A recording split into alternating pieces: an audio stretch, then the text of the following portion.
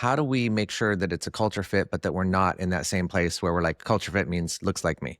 I think it starts with self-awareness. How do we conduct the interviews differently? How do we invite a fit that will also challenge us? And I actually think it requires sort of a different starting point. It requires us to dig in and really examine what is important to our culture, what will push growth in our organization and challenge thinking. It requires self-awareness and self-examination and the ability to recognize biases and the ability to recognize your comfort zone and how it's becoming a barrier to progress. And I think it's a real people problem, right? There's a lot of technology that can solve a lot of problems at work right now, but this isn't one of them.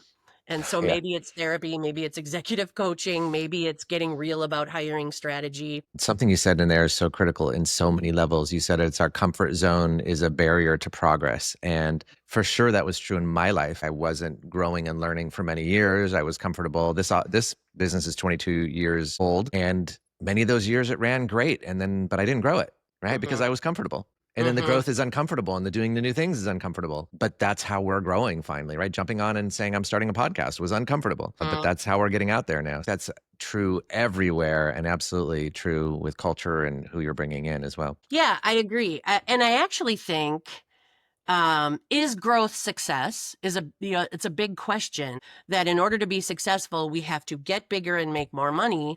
And my question is, if we take care of ourselves and each other in the context of this organization, and if we're doing right by the purpose of the organization, the mission, do we really have to get bigger to prove it? Or can we just deliver Mm. quality works?